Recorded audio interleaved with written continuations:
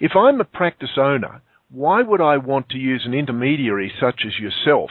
Why not just do it on my own? Wouldn't it be easy for me just to let people know that I want to sell the practice, go down the road, talk to another CPA firm and say, look, my practice is on the market? Why would I want to use an intermediary?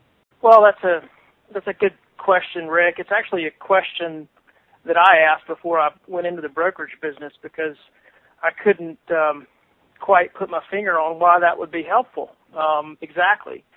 But it really kind of comes down to numbers. If you reach out and try to sell on your own, you will find a handful of buyers. I mean, you can put an ad in a trade journal and get some interest, but you really can't compete with the cumulative effect of our marketing efforts. We are in all of the trade journals on a regular basis. We do a tremendous amount of marketing to the profession. And, we're constantly registering new buyers. So it becomes an issue of numbers. And what we find is that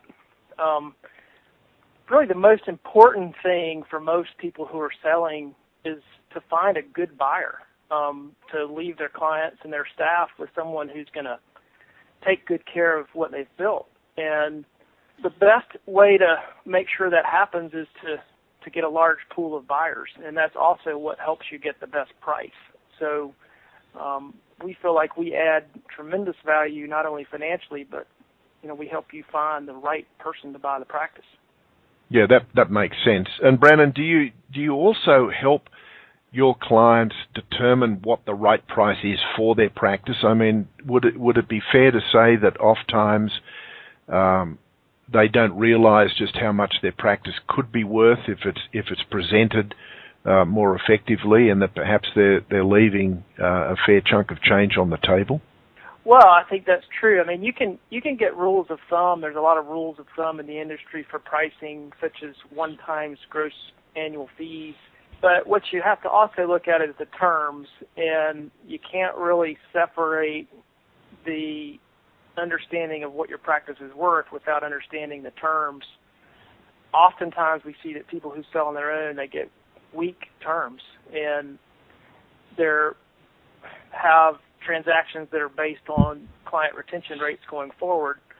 And we feel like client retention is really a function of, it's really the buyer's responsibility to properly service the clients, and that's really ultimately what determines the client retention rate.